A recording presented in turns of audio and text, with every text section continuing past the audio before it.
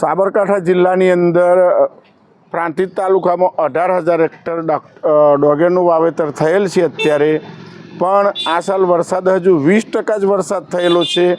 તો અત્યારે હાલ પાણીની બહુ ખેંચ પડે છે, બોરનું પાણી એટલું પહોંચતું નથી, તો ઉત્પાદનની અંદર બહુ મોટી અસર પડવાની શક્યતા છે. જો વરસાદ આવી જાય તો સારી વાત છે, નહીં તો ડાંગરના ઉત્પાદનમાં માઠી અસર થશે, કારણ કે બોરનું પાણી એટલું અત્યારે પહોંચતું નથી. લોકોને વાવી છે બરાબર, ખેડૂતોએ ટોટલી ડોગર વાવી છે બરાબર, પણ કે એલ્યુમિનિયમ કેવું કે વરાદ પર બરાબર તો ડોગર સારી થાય, વરાદ ના પડે તો ડોગર સારી થાય નહીં બરાબર. જેમ કે વરાદનું પાણી કેવું એક જ ધક્કે ભરાઈ જાય, અને બોરનું પાણી કેવું કે એક દાવાનો વીઘો કહો તો 2 વીઘા પાણી ભરાય, એનાથી વધારે ભરાય નહીં બરાબર. કેનાલવાળા 20% વરાદ પડ્યો તો કે ડેમમાં પાણી નથી બરાબર, તો કેનાલવાળા પાણી ક્યાંથી હાલવાના છે આ વખત આપણને?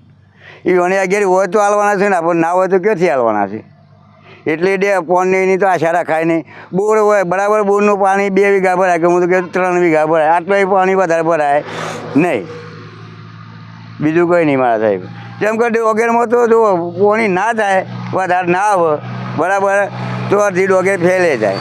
સાબરકાંઠા જિલ્લાની અંદર ડાંગરનું વાવેતર પ્રાંતિજ અને તલોદ વિસ્તારમાં મોટાભાગે થતું હોય છે, અને હાલ પ્રાંતિજની અંદર 6,000 હેક્ટર કરતાં વધારે વિસ્તારમાં ડાંગર પાકનું વાવેતર પૂર્ણ થઈ ચૂક્યું છે, અને તલોદમાં 300 હેક્ટરથી જેટલું વાવેતર ડાંગર પાકનું પૂર્ણ થયું છે.